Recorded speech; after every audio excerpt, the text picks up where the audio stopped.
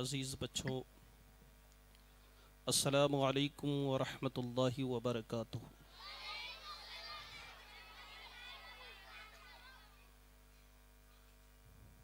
الحمد للہ الذی ابدأ الافلاک والارضین، والصلاة والسلام علی من کان نبیا وآدم بین الماء والطین، وعلى آلہ واصحابہ وازواجہ وذریاتہ واہل بیتہ اجمعین، اما بعد، فاعوذ باللہ من الشیطان الرجیم، بسم اللہ الرحمن الرحیم۔ قال اللہ تبارک و تعالی فی القرآن المجید والفرقان الحمید، ان السمع والبصر والفؤاد كل اولئک کان عنہ مسئولا۔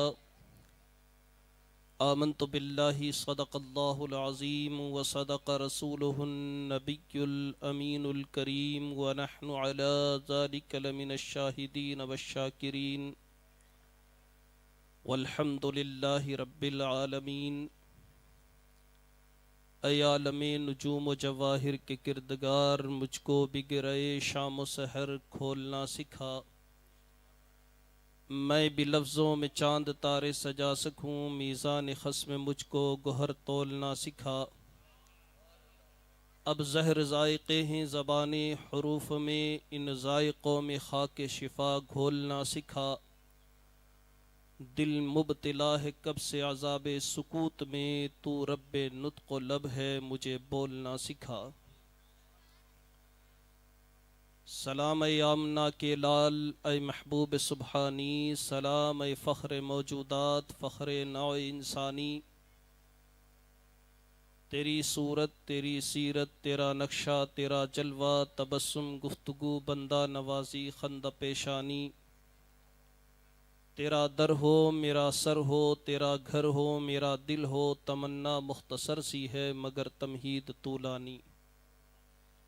غوث اعظم بمنی بے سر و سامہ مدد، قبلہ دی مدد، کعبہ ایماں مدد، اے شرف زمانہ زمانے مدد نما، درہائے بستہ راز کلید کرم کشا، یا سید اشرف جہانگیر، دست منظار و ناتواں گیر۔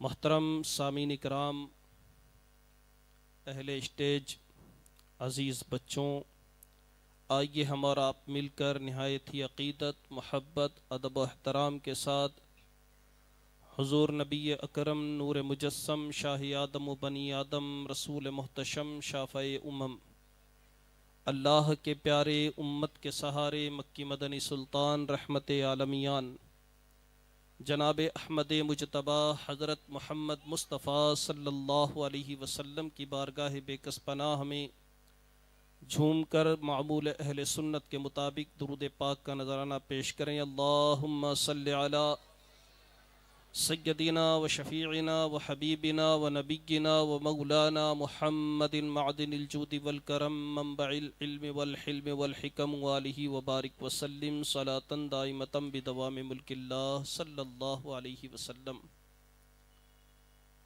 مجھ سے پہلے آپ حضرات نے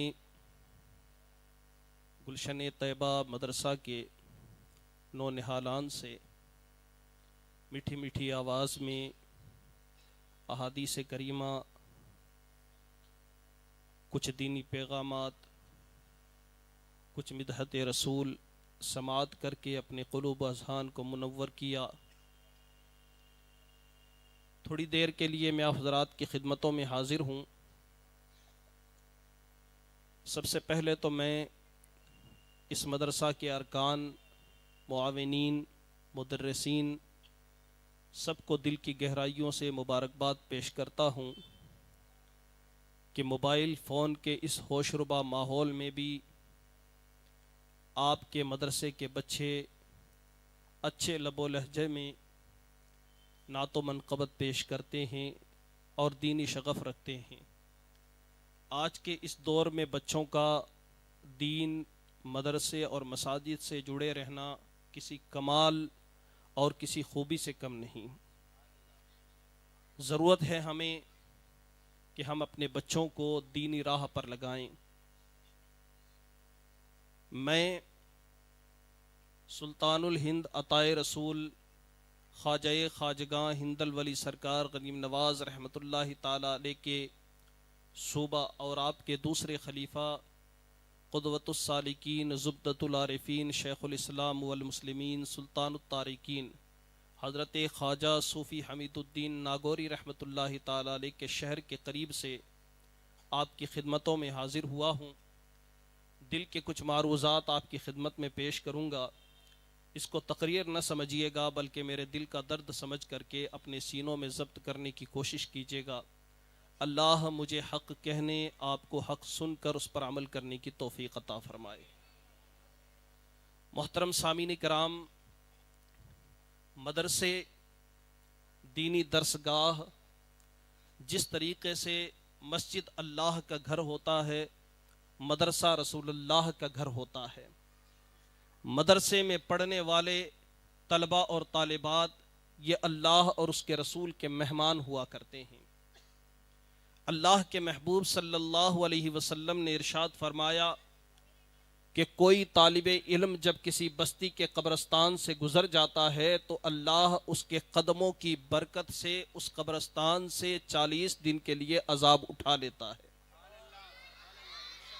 جب طالب علم کی فضیلت یہ ہے تو علم کی فضیلت کتنی ہوگی؟ جب علم کی فضیلت یہ ہے تو علماء کی فضیلت کیا ہوگی؟ اسی لیے قرآن مجید فرقان حمید میں اللہ ارشاد فرماتا ہے قُلْ هَلْ يَسْتَوِي الَّذِينَ يَعْلَمُونَ وَالَّذِينَ لَا يَعْلَمُونَ، اے محبوب آپ فرما دیجئے کیا پڑھے لکھے اور ان پڑھ برابر ہو سکتے ہیں؟ وہ قرآن مجید جو دین کا پیغام لایا، اس دین کا پیغام لایا جو دین مساوات کا درس دیتا ہے، جو دین برابری کا درس دیتا ہے، جو دین یگانت کا درس دیتا ہے، جو دین ایک سوئی کا درس دیتا ہے، جو دین ایکتا کا درس دیتا ہے، جو دین یہ درس دیتا ہے کہ کالے کو گورے پہ فرق نہیں ہے، عربی کو اجمی پہ فرق نہیں ہے، چھوٹے کو بڑے پہ فرق نہیں ہے، امیر کو غریب پر فرق نہیں ہے، وہ دین، اس کا پیغام قرآن لے کر آیا۔ قرآن کہتا ہے کہ مسلمانوں میں کوئی فرق نہیں ہے، لیکن وہی قرآن کہتا ہے کہ جب کوئی پڑھا لکھا ہوتا ہے، جب کوئی عالم ہوتا ہے، جب کسی کے پاس علم ہوتا ہے، جب کسی کے پاس تعلیم ہوتی ہے تو اللہ رب کائنات ان پڑھ لوگوں کے اوپر یا کم پڑھے لکھے لوگوں پر یا جاہلوں کے اوپر اسے فضیلت اور افضلیت عطا فرما دیتا ہے، اسے عروج عطا فرماتا ہے، اسے اللہ تبارک و تعالی بلندی عطا فرماتا ہے۔ آپ یاد کیجئے اس دور کو جب اللہ رب کائنات نے اس وقت حضرت آدم علیہ نبینا و علیہ الصلاۃ والسلام کے مجسمے کو بنایا، آپ کے اسٹیچو کو بنایا، آپ کی مورت کو بنایا اور فرشتوں سے کہا اے فرشتوں تم آدم کو سجدہ کرو، وَإِذْ قُلْنَا لِلْمَلَائِكَةِ اسْجُدُوا لِآدَمَ فَسَجَدُوا إِلَّا إِبْلِيسَ أَبَىٰ وَاسْتَكْبَرَ وَكَانَ مِنَ الْكَافِرِينَ۔ قرآن کہتا ہے اللہ نے فرشتوں سے کہا اے فرشتوں آدم کو سجدہ کرو۔ آدم تو ابھی پیدا ہوئے ہیں، اللہ کی عبادت بھی نہیں کی ہے، اللہ کی ریاضت بھی نہیں کی ہے، اللہ کی بندگی بھی نہیں کی ہے، ابھی مجسمہ تیار ہوا ہے، ابھی روح ڈالی گئی ہے، اور پھر اللہ تبارک و تعالیٰ نے آدم علیہ السلام کو اسماء کا علم سکھایا۔ دنیا میں جتنی چیزیں پیدا ہونے والی تھی یا پیدا ہو چکی تھی ان ساری چیزوں کے نام آدم علیہ السلام کو سکھا دیے۔ آدم کو علم کی دولت دی گئی، آدم کو نالج کی دولت دی گئی، اسی کی بنا پر اللہ نے آدم کو یہ فضیلت عطا فرمائی کہ فرشتے جنہوں نے اپنی زندگیاں، جنہوں نے پیدا ہونے کے بعد سے لے کر آدم علیہ السلام کے سجدے تک کتنے سجدے کیے، کتنی تسبیح و تحلیل کی، کتنا اللہ کو راضی کرنے والا کام کیا، لیکن اللہ کی ایک بھی عبادت نہ کرنے والے حضرت آدم علیہ السلام کے سامنے فرشتوں کو اس لیے جھکا دیا گیا کہ آدم علیہ السلام کو علم کی دولت عطا کی گئی۔ علم ایک ایسی دولت ہے جس کے بنا پر انسان کو عروج ملا کرتا ہے، جس کے بنا پر انسان کو بلندی ملا کرتی ہے۔ کسی کا بچہ جب شادی کرتا ہے تو وہ دولہا بنتا ہے، زندگی میں ایک بار دولہا بنتا ہے، لیکن جب ایک بچہ حافظ قرآن بنتا ہے، علم حاصل کرتا ہے تو وہ ہر رمضان میں دولہا بنتا ہے۔ جب ایک عالم دین علم حاصل کر کے مکمل عالم دین بن جاتا ہے، کسی مسجد کا امام و خطیب بنتا ہے، ہر شب برات پہ دولہا بنتا ہے، ہر عید پہ دولہا بنتا ہے، ہر بقرعید پہ دولہا بنتا ہے۔ کیوں؟ اس لیے کہ اس کا یہ دولہا بننا اصل میں اس کا اپنا کوئی کمال نہیں ہے، اس کے سینے میں جو علم دین مصطفیٰ ہے یہ اسی کی رعنائیاں ہیں، یہ اسی کی برکتیں ہیں، یہ اسی کی نوازشیں ہیں، جس کی بنا پر اللہ رب کریم نے یہ مرتبہ اور یہ طاقت اور یہ بلندی عطا فرمائی ہے کہ کسی کا بچہ زندگی میں ایک بار دولہا بنتا ہے، عالم دین سال میں 2 یا 3 بار دولہا بن جایا کرتا ہے۔ کیا پتا چلا؟ اللہ فرماتا ہے یرفع اللہ الذین آمنوا منکم والذین اوتوا العلم درجات، وہ شخص جس کو علم دیا گیا اللہ اس کو درجوں بلند کرتا ہے۔ پتہ یہ چلا اے انسان، اگر تو علم حاصل کرے گا اللہ تجھے دنیا میں بھی بلندی عطا فرمائے گا، اللہ تجھے آخرت میں بھی بلندی عطا فرمائے گا۔ اگر تو علم حاصل کریں گا اللہ تجھے دنیا میں بھی عزت عطا فرمائے گا، اللہ تجھے آخرت میں بھی عزت عطا فرمائے گا۔ اگر تو علم حاصل کرے گا، دین متین کی خدمت کرے گا، رسول کونین صلی اللہ علیہ وسلم کی شریعت مطہرہ کا نگہبان بن کر کے، حضور کی شریعت کی کشتی کا ملاح بن کر کے جب دین اسلام کی کشتی کو تو پار لگانے کی کوشش کرے گا تو اللہ تجھے یہاں بھی عزت عطا فرمائے گا، وہاں بھی عزت عطا فرمائے گا۔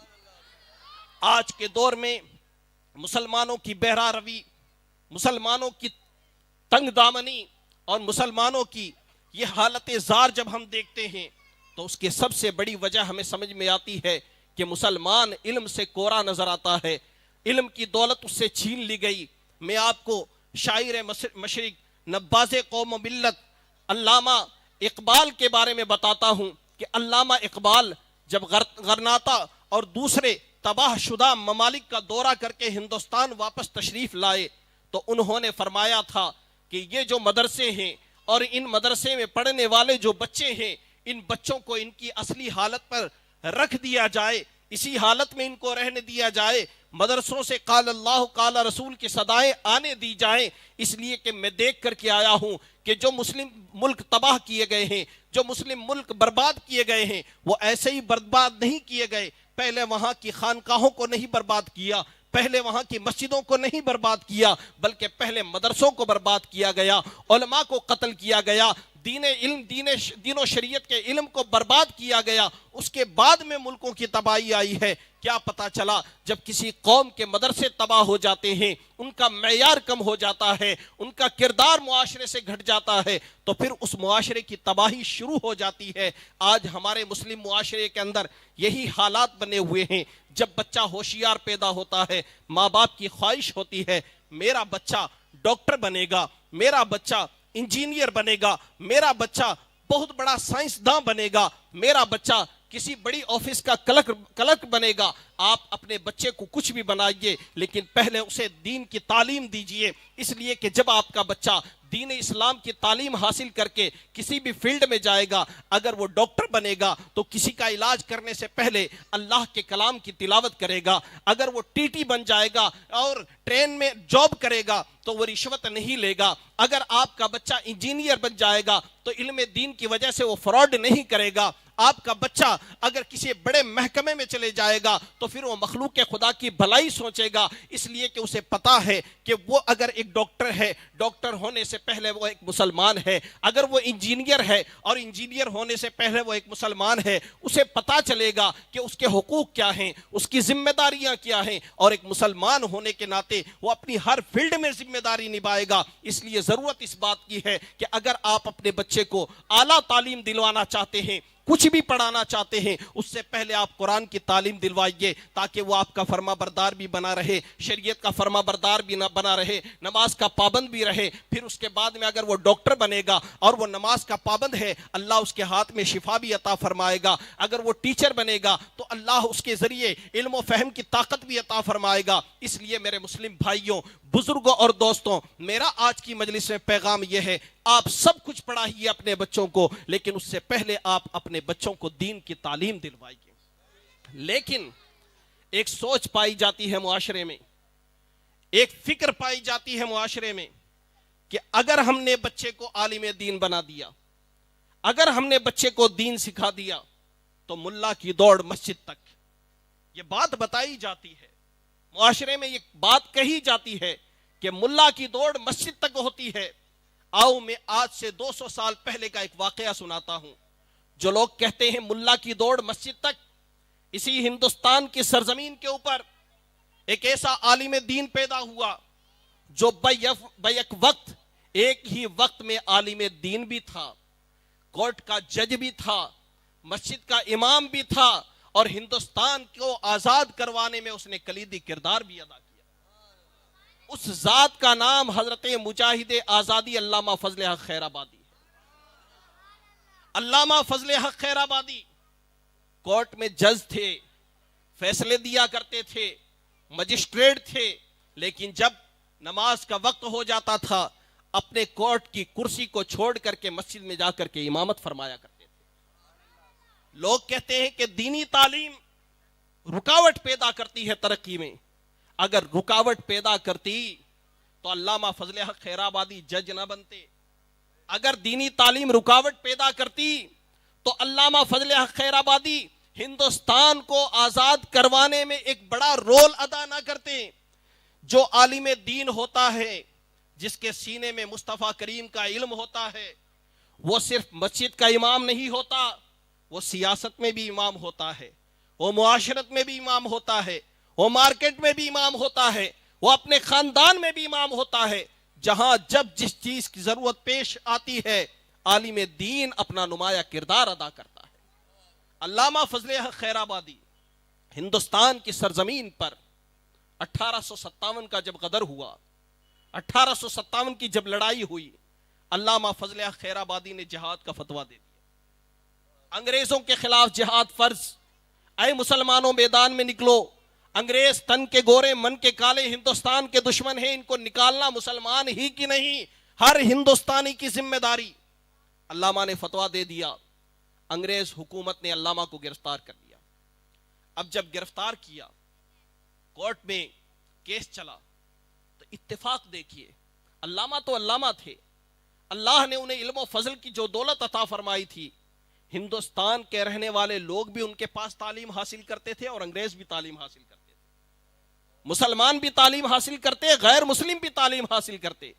اتفاق دیکھیے, حسن اتفاق, کہ علامہ فضل حق خیر آبادی رحمت اللہ علیہ کا جب بیان لینے کے لیے کارندے کو, انگریز حکومت کے کارندے کو بھیجا گیا, تو حسن اتفاق کہ وہ کارندہ علامہ فضل حق خیر آبادی کا شاگرد تھا. انگریز تھا لیکن شاگرد تھا. اس نے آ کر کہا کہ استاذ محترم, آپ بس اتنا کہہ دیجئے کہ اس فتوے میں جو آپ نے انگریزوں کے خلاف دیا ہے, فضل حق جو نام لکھا ہوا ہے, یہ فضل حق نام میرا نہیں ہے, کوئی اور فضل حق ہے, اس نے یہ فتویٰ دیا ہے. بس آپ اتنا کہہ دیجئے, میں آپ کو آزاد کروا دوں گا, آپ کی جان بخش دی جائے گی. علامہ کا جواب سنیے. علامہ نے فرمایا, جان تو جانی ہے, ایک دن جائے گی, آج نہیں تو کل مر جانا ہے, لیکن اگر میں نے اپنا بیان بدل دیا تو فتویٰ کی اہمیت کم ہو جائے گی. فتویٰ کسی عام چیز کا نام نہیں ہے, فتویٰ حکم شریعت کا نام ہے, اور میں نہیں چاہتا اپنی جان بچانے کے لیے میں شریعت کی اہمیت کو کم کر دوں.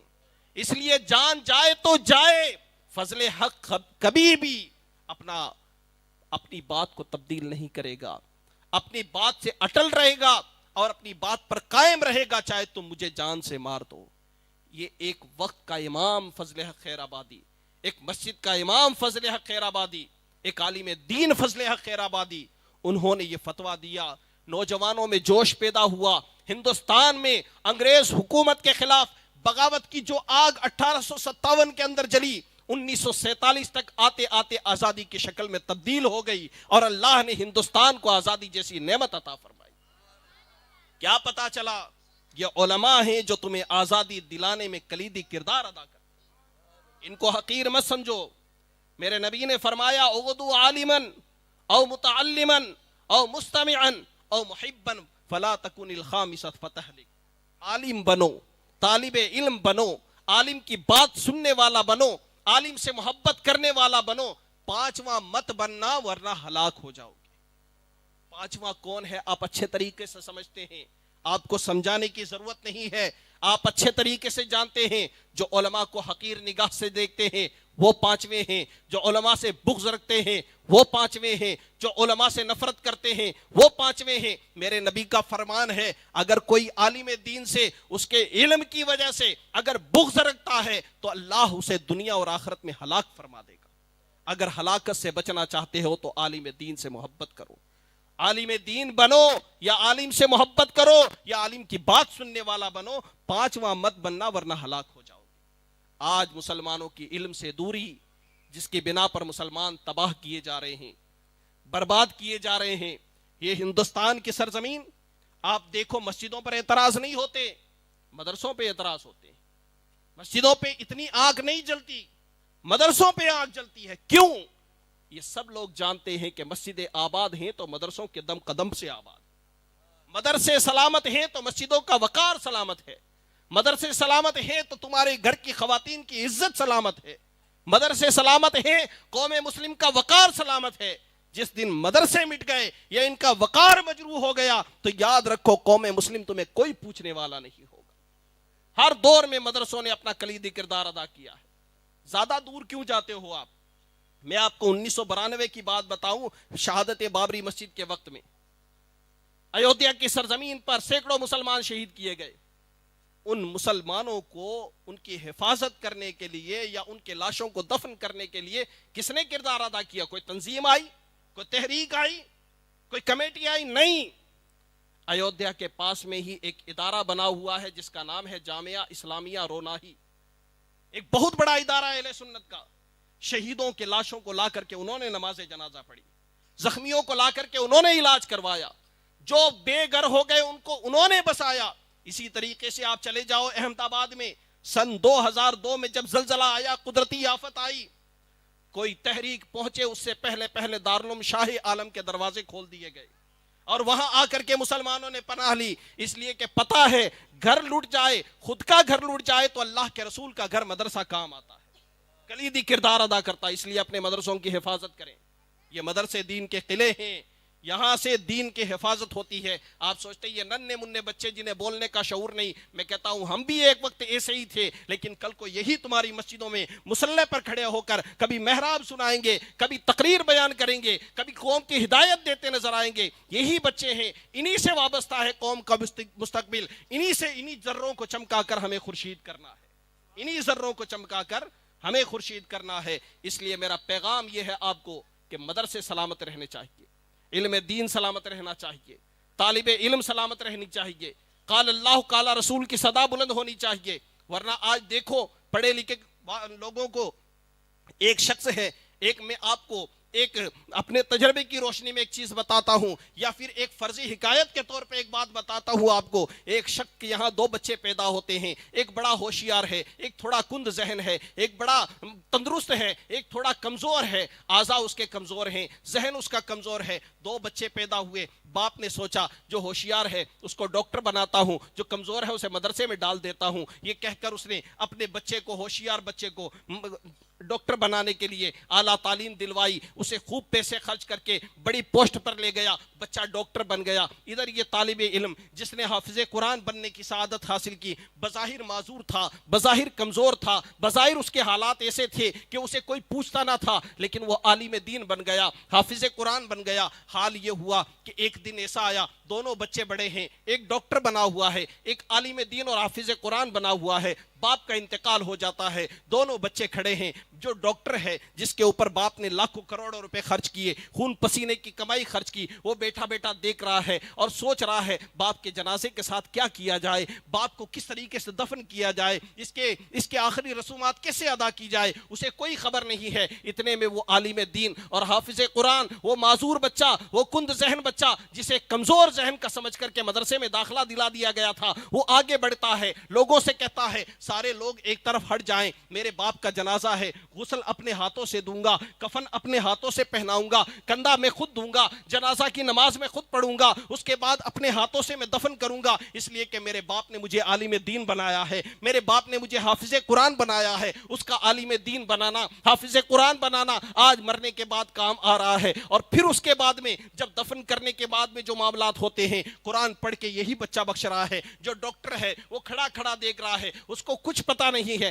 آپ سوچو کہ دنیاوی اعتبار سے تو ڈاکٹر ذرا سا کام آ سکتا ہے، لیکن آخرت کے اعتبار سے اگر کام آئے گا، عالم دین کام آئے گا، حافظ قرآن کام آئے گا، اس لیے کہ میرے نبی کا فرمان ہے جس نے اپنے سینے میں قرآن مجید محفوظ کر لیا، اللہ رب کائنات اس کو یہ شرف عطا فرمائے گا کہ وہ اپنے سے لے کر اپنی 7 پشتوں تک کے جتنے لوگ ہوں گے، اس خاندان میں جتنے افراد ہوں گے، سب کی بخشش کروا کر کے اپنے ساتھ جنت میں لے کر جائے گا۔ لیکن آج حالات یہ ہیں، حافظ قرآن کو حقیر سمجھا جاتا ہے، اسی لیے کسی نے کہا ہے درس قرآن اگر ہم نے بھلایا ہوتا، یہ زمانہ نہ زمانے نے دکھایا ہوتا۔ آج ہم نے اپنے جو کمزوری کے دن لائے، بربادی کے دن لائے۔ شاعر مشرق نباز قوم فرماتے ہیں دل کے پھپولے جل اٹھے سینے کے داغ سے، اس گھر کو آگ لگی ہے گھر کے چراغ سے۔ ہم نے ان بچوں کو، ان ننھے منھے بچوں کو، اس مدرسے میں پڑھنے والے بچوں کو حقیر سمجھا۔ نتیجہ کیا نکلا؟ نتیجہ یہ نکلا کہ بچوں کو مدرسے سے دور رکھا، نتیجہ یہ نکلا کہ وہ دین کی تعلیم حاصل نہ کر سکے۔ کسی کا بچہ جواری بنا، کسی کا بچہ شرابی بنا، کسی کا بچہ ماں باپ کا نافرمان بنا۔ حالات یہ ہو گئے ہیں، جتنے پڑھے لکھے پوش ایریاز ہیں ہندوستان کی سرزمین پر، بالخصوص یہ جو آپ کا شہر ہے یا شہر ممبئی ہے یا شہر دہلی ہے، جو ڈیولپمنٹ کے جو اڈے کہے جاتے ہیں جو شہر، ان شہروں میں آپ جا کر کے دیکھ لیجئے، پوش علاقوں کے اندر یہ کلچر پایا جاتا ہے۔ ماں باپ جب بوڑھے ہو جاتے ہیں تو ان کو اولڈ ایج ہوم کے اندر لے جا کر کے بھرتی کر دیا جاتا ہے۔ کیوں؟ اس لیے کہ یہ ماں باپ اپنے آپ کو بڑا پڑھا لکھا سمجھتے تھے، انہوں نے تربیت نہیں دی، تعلیم دی لیکن تربیت نہیں دی، اپنے بچے کو مشین بنا دیا، کتابی کیڑا بنا دیا، لیکن اپنے بچے کو انہوں نے دین اسلام کا خوگر نہ بنایا، شریعت مطہرہ کا پابند نہ بنایا، جس کی بنا پر آج حالات یہ ہیں کہ وہی بچے اپنے ہاتھ سے انہیں اس جگہ پر جا کر کے چھوڑ کر کے آ جاتے ہیں جہاں ماں باپ کا دل قطعی نہیں لگتا ہوگا۔ اس لیے اگر آپ چاہتے ہیں کہ آپ کا مستقبل سدھرے، بڑھاپا اچھا رہے، آپ اور کچھ کریں نہ کریں، بچے کو علم دین کے زیور سے ضرور آراستہ کریں، ورنہ یہ نشے بازی تباہ کر دے گی۔ قوم مسلم کے اندر آج دیکھیں آپ حالات کیا بن چکے ہیں، اکھڑتے ہیں نوجوان، اکھڑتے ہیں اپنے آپ کو، زمین سے 4 انگل اونچا چلنے کی کوشش کرتے ہیں۔ کیوں؟ اچھا لباس پہن لیا، آڑے ترچے بال کٹوا لیے، پیٹ وہاں سے پھاڑ، یہ دوسرا گواہ ہوگا، اللہ کے حضور پیش کیا جائے گا۔ اور پھر تیسرا گواہ اللہ رب کائنات سورہ زلزال میں قرآن مجید کی آیت میں ارشاد فرماتا ہے، اللہ ارشاد فرماتا ہے کہ اس دن زمین اپنی خبریں اگلنے لگے گی، زمین اپنی خبریں باہر نکالے گی، زمین کہے گی، زمین یہ کہے گی کہ اس نے فلاں کام کیا، اس نے فلاں کام کیا، ہم جو بھی کام یرا وَمَنْ يَعْمَلْ مِثْقَالَ ذَرَّةٍ شَرًّا یرا، ذرہ برابر اگر تم نے گناہ کیا وہ بھی تمہیں دکھن کرتی ہو۔ مسلمان کا بچہ اسے اپنے منہ کو لگائے، کتنی شرم کی بات ہے، کتنی غیرت کی بات ہے۔ کتا جسے پسند نہ کرے اس نشہ کو آج ہم مزے لے لے کر کے پیے۔ یہ سازش ہے تمہارے خلاف، تم آج نہیں سمجھتے۔ آپ کو پتا ہے دور جاہلیت کے اندر شراب عام تھی، اس لیے وہ جاہل کہلاتے تھے۔ آج پھر سے شراب کے کلچر کو عام کرنے کی کوشش کی جا رہی ہے، فلمیں ڈراموں کے ذریعے، سیریل کے ذریعے، فلمی ایکٹروں کے ذریعے، ان سارے معاملات کے ذریعے شراب کو عام کرنے کی کوشش کی جا رہی ہے۔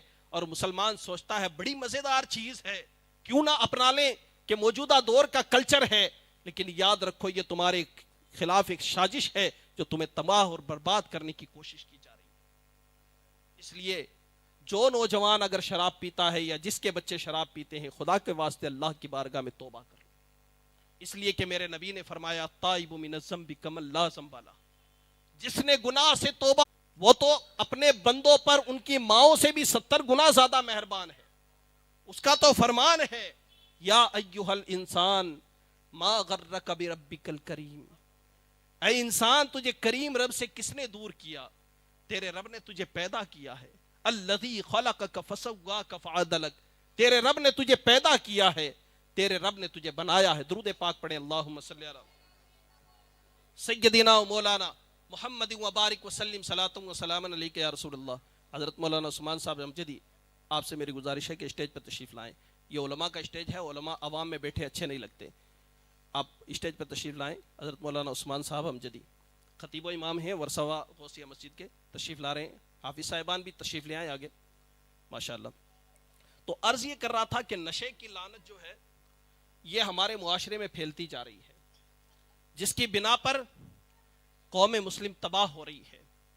اور حالات یہ بن گئے کہ آج کبھی ایم ڈی کا نشہ ہوتا ہے، کبھی چرس کا، کبھی بھنگ کا، کبھی افیون کا. یہ ساری چیزیں تمہیں تباہ اور برباد کرنے کے لیے ہیں.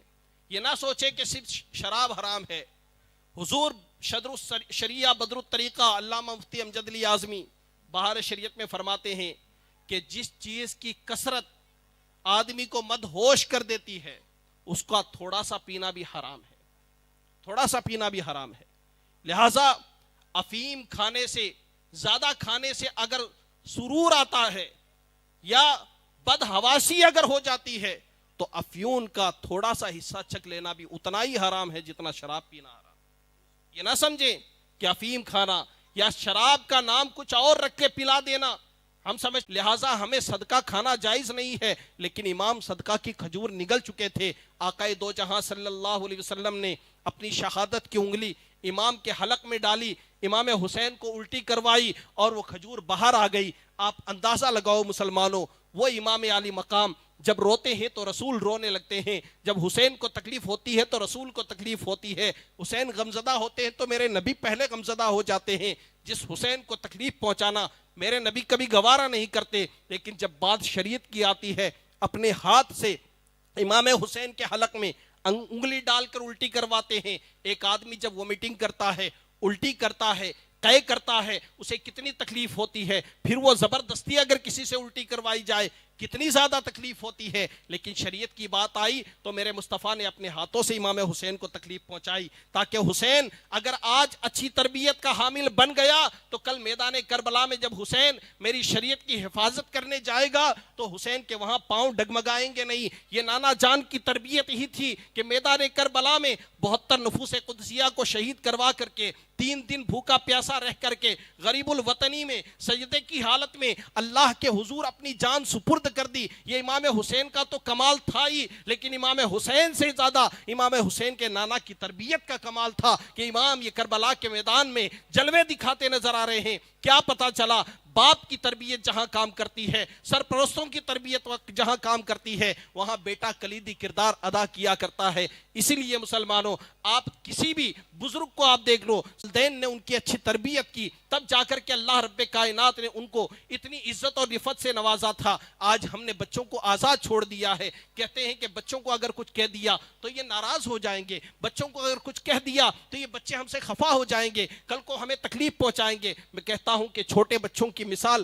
ایک گیلی لکڑی کی طرح ہوتی ہے. گیلی لکڑی کو آپ جیسے چاہو موڑ دو، چھوٹے بچوں کی آپ تربیت کرنا شروع کر دو. میرے نبی نے فرمایا تھا، میرے نبی کی لاڈلی بیٹی سیدہ فاطمہ زہرا نے فرمایا تھا کہ اے مسلمانوں کی بچیوں، اے مسلمان عورتوں، اپنے بچیوں کو بچپن سے پردہ کرنا سکھاؤ، تاکہ یہ بچپن سے پردہ کرنا سیکھیں تو بڑی ہو کر کے پردہ ان کے اوپر بوجھ نہ بنے. لیکن ماں باپ بچوں کی تراویح بھی سنا لیتے ہیں. ہم ایسے لوگوں کو بھی جانتے ہیں جو اسکول میں جہاں 12ویں پاس کرتے ہیں، 12ویں پاس کرنے سے پہلے وہ بچے قرآن کی تعلیم حاصل کر کے حافظ قرآن بھی بن جاتے ہیں. مسلمانوں کو اللہ رب کائنات نے بڑی دولت سے نوازا ہے. یاد رکھو، غیروں کے بچوں کے پاس وہ ذہن نہیں ہوتا جو ذہن اللہ رب کائنات نے مسلمانوں کے بچوں کو عطا فرمایا ہے. کیونکہ ہمارے اوپر اللہ کی حمایت ہوتی ہے، ہمارے بچوں پر اللہ کی رحمت ہوتی ہے. ہم ان کو جو پڑھاتے ہیں یہ آسانی سے سیکھ جاتے ہیں. ان کے دل نور ایمان سے منور ہوتے ہیں. پیدا ہوتے ہی ان کے کانوں میں اللہ اکبر کی صدا بلند کی جاتی ہے. اس کی برکت سے اللہ ان کے ذہن کو وسیع فرما دیتا ہے. اس لیے یہ نہ سوچو اگر یہ مولوی ملا بن گیا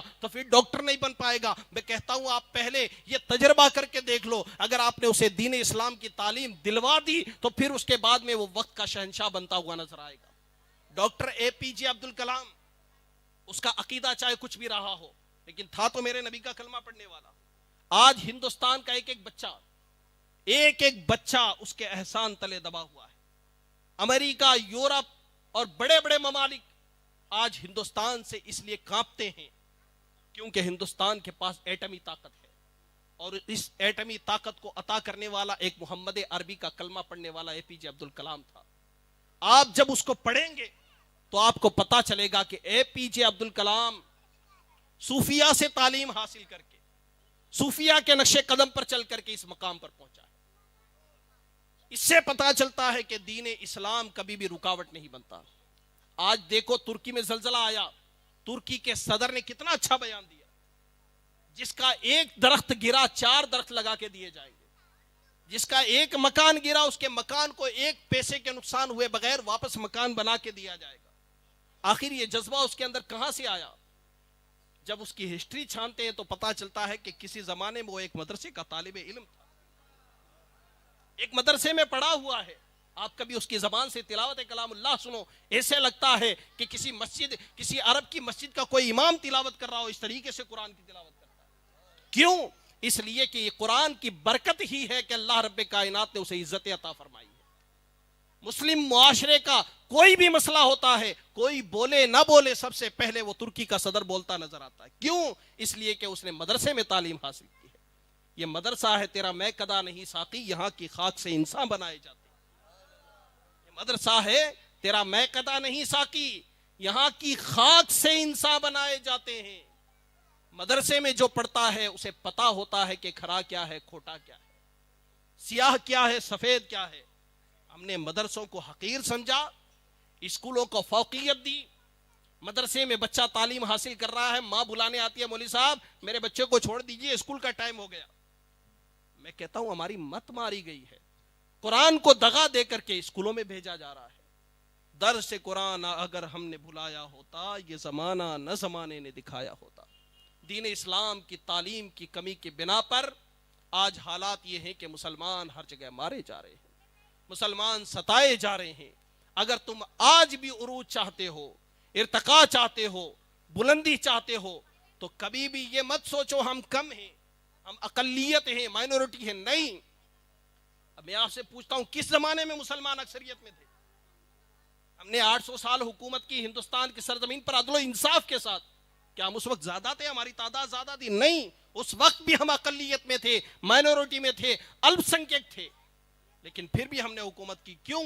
اس لیے کہ ہمارے اندر دینی غیرت موجود تھی۔ آج بھی اگر ہم اپنے دین اسلام اور اس کی رہنائیوں کو پہچانے تو ہمیں پتا چل جائے گا کہ اللہ رب کریم نے دین اسلام میں کتنی برکت عطا فرمائی۔ آپ کو آخر میں سیدنا عمر فاروق اعظم کا وہ قول یاد دلاتا ہوں۔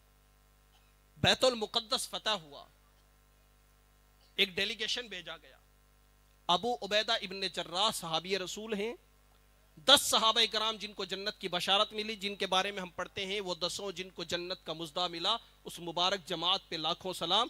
اس میں ایک حضرت ابو عبیدہ ابن جراح ہیں جن کو امین امت کہا جاتا ہے۔ ان کی سربراہی میں چند صحابہ کرام کو بھیجا بیت المقدس حضرت عمر فاروق اعظم نے۔ دور خلافت فاروق اعظم کا زمانہ ہے۔ انہوں نے جب وہاں جا کر کے سیدنا فاروق اعظم کا تذکرہ کیا تو انہوں نے کہا کہ ہمیں تم سے نہیں لڑنا، بس تم اپنے خلیفہ وقت امیر المومنین عمر فاروق اعظم کو بلاؤ، ہم دیکھیں گے، اپنی کتابوں میں نشانیاں پڑھیں گے، اگر واقعی وہی عمر ہوئے جن کا تذکرہ کتابوں میں لکھا ہے تو ہم بغیر لڑے بھیڑے بیت المقدس کی چابیاں تمہارے حوالے کر دیں گے۔ عمر فاروق اعظم کو خط لکھا۔ سیدنا عمر فاروق اعظم کو جب خط ملا تو آپ نے صحابہ کو بلایا مشورہ کرنے کے لیے کہ میں جا رہا ہوں بیت المقدس فتح کرنے کے لیے، فلسطین جا رہا ہوں۔ تو صحابہ نے کہا کہ حضور ایسا کریں، ایک لشکر کی ٹکڑی اپنے ساتھ لے لیں، اچھا سا لباس پہن لیں، ایک جاؤ جلال کے ساتھ آپ تشریف لے جائیں۔ تو سیدنا عمر فاروق اعظم کا جواب سنو۔ آپ نے فرمایا کیا تمہیں پتا ہے، کیا تم یہ سمجھتے ہو کہ اللہ نے ہمیں جو عزت عطا فرمائی ہے وہ لشکر کی وجہ سے ہے؟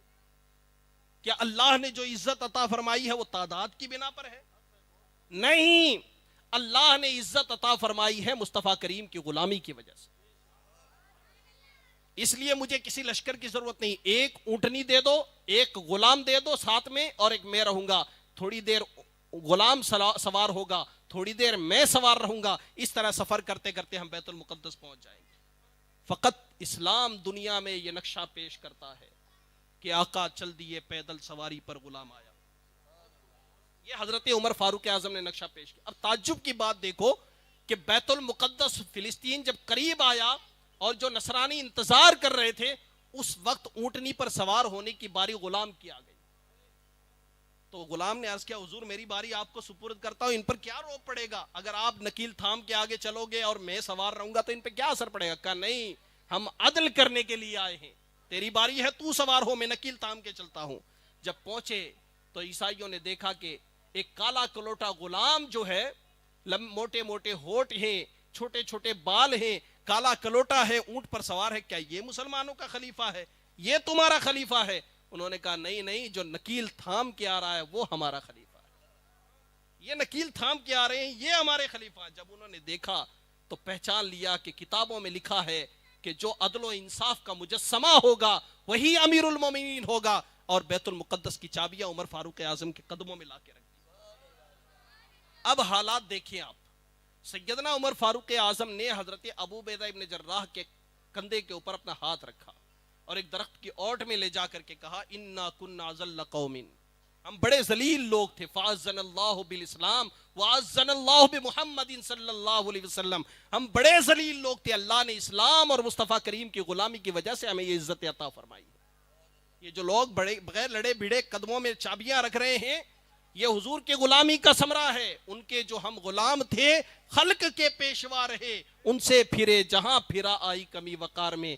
کیا پتا چلا مسلمانوں، آج بھی مصطفیٰ کریم کی در دولت، آج بھی مصطفیٰ کی چوکھٹ، آج بھی گنبد خضرا کی دہلیز تمہیں آواز دے رہی ہے، آگے بڑھنے کا نعرہ لگانے والوں، زمانے کے ساتھ کندھے سے کندھا ملا کر چلنے کا نعرہ لگانے والوں، زمانے میں آگے بڑھ کر زندگی گزارنے کا نعرہ لگانے والوں، 1400 سال پیچھے چلے جاؤ، اس پیچھے جانے میں ہی تمہاری بھلائی ہے۔ مصطفیٰ کریم کے در پہ آ پڑو، حضور کی غلامی اپنا لو، چاہے دنیا تمہیں کہیں بھی لے جانے کی کوشش کرے، تو ادھر ادھر مت جا، حضور کی غلامی میں چلا جا، اس لیے کہ مصطفیٰ کریم کے قدموں میں ہی تیری بھلائی ہے، حضور کی غلامی میں تیری بھلائی ہے۔ سر پہ ٹوپی یا امامہ رہے گا، اسلامی لباس رہے گا، نگاہ جھکا کر کے چلے گا، دنیا تیرے قدم آ کر کے چوبے گی۔ وہ حضرت خالد بن ولید رضی اللہ تعالیٰ عنہ عیسائیوں کا ملک فتح کرنے کے لیے جاتے ہیں، عیسائیوں میں لڑنے کی ہمت نہیں تھی، اوباش آوارہ لڑکیوں کو مارکیٹ میں سجا کر کے بٹھا دیا، اور خالد بن ولید سے کہتے ہیں اگر تمہارے سپاہی ہمارے بازار سے سلامتی کے ساتھ گزر گئے تو ہم اپنا ملک تمہارے حوالے کر دیں گے۔ سیدنا خالد بن ولید اپنے لشکر سے مخاطب ہو کر کہتے ہیں تمہارا جو مقابلہ تھا اس سے پہلے تلوار والوں سے تھا، اب تمہارا مقابلہ تمہارے نفس کے ساتھ ہے، تم مہینوں اپنی عورتوں سے دور ہو، تمہارے اندر شہوت کا ٹھاٹے مارتا ہوا سمندر موجود ہے، اب تمہیں لبایا جا رہا ہے، اب تمہیں ورغلایا جا رہا ہے، تمہیں مصطفیٰ کریم کا غلام بن کر کے بازار سے گزرنا ہے۔ اگر تم سلامتی سے گزر گئے تو پھر یاد رکھو پوری دنیا میں اچھا میسیج بھی جائے گا اور اللہ تبارک و تعالیٰ تمہیں فتح و کامرانی عطا فرمائے گا۔ دنیا نے دیکھا کہ عیسائی عورتوں نے کس قدر زیادہ لبانے کی کوشش کی، لیکن وہ مصطفیٰ کے غلام نگاہوں کو جھکا کر کے، سروں کو جھکا کر کے، بڑی شرمندگی کے ساتھ میں، بڑے شرم و حیا کے پیکر بن کر کے عیسائی ملک کے کسی شہر کے بازار سے بڑے ہی خرامہ نہایت اچھے انداز میں چل کر کے نکل گئے۔ عیسائیوں نے دیکھا یہ کردار کے پختہ ہیں، ان کے اندر اپنے رسول کی غلامی رگوں میں خون کے ساتھ ساتھ دوڑ رہی ہے، لہٰذا ان سے کوئی نہیں جیت سکتا۔ عیسائیوں نے مسلمانوں کا کردار دیکھ کر کے پورا ملک ان کے حوالے کر دیا۔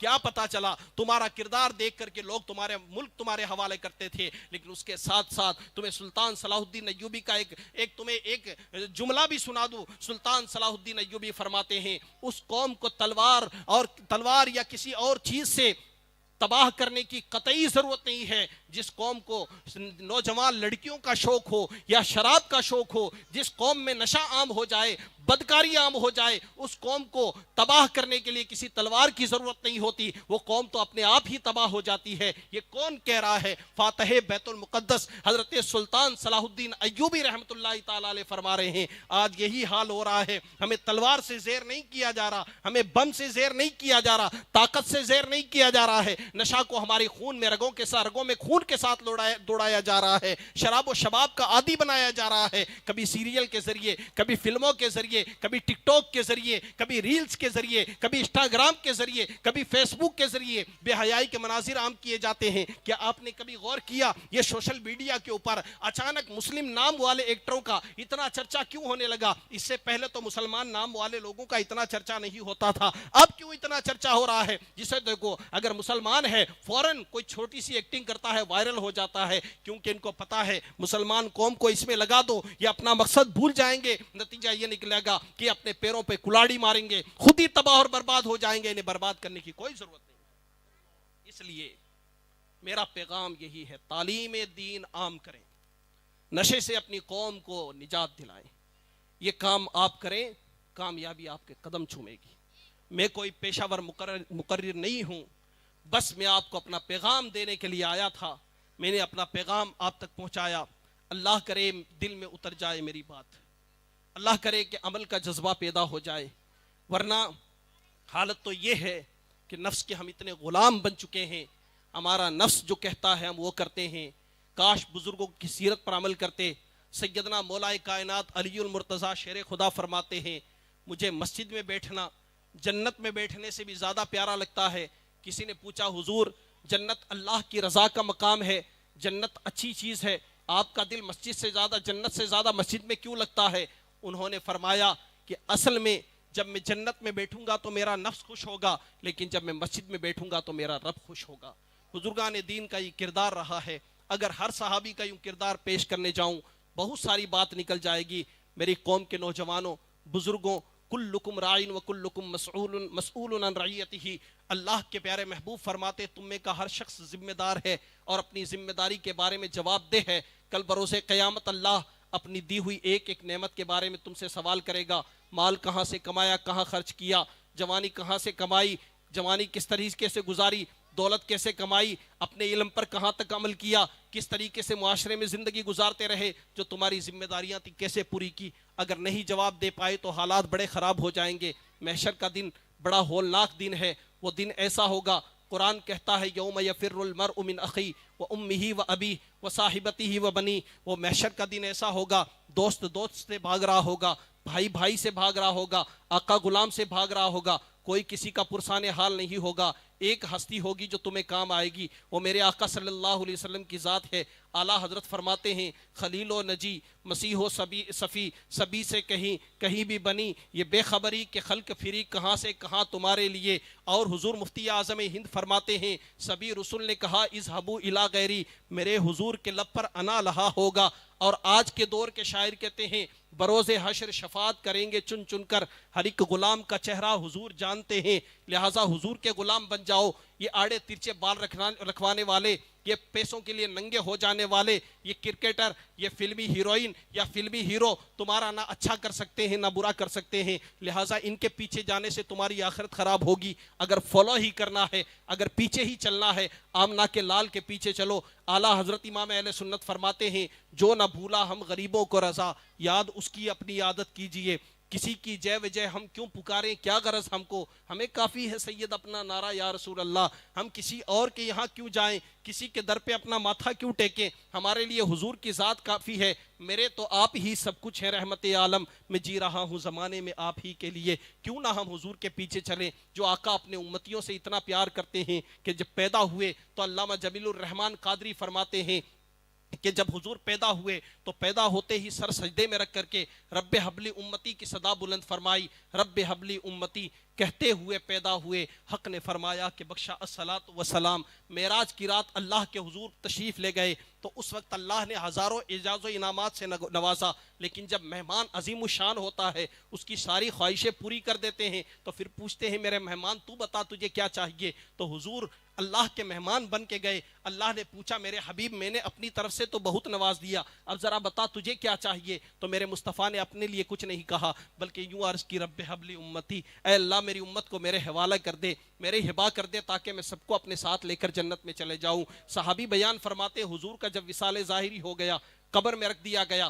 بظاہر تو حضور زندہ ہیں. اعلیٰ حضرت فرماتے تو زندہ ہے واللہ، تو زندہ ہے واللہ، میری چشم عالم سے چھپ جانے والے. لیکن قبر میں رکھا گیا تو حضور کے لبہائے مبارک جنبش کر رہے ہیں. وہ لبہائے مبارک جن کے بارے میں سیدی اعلیٰ حضرت مدح سرائی کرتے ہیں، پتلی پتلی گلے قدس کی پتیاں، ان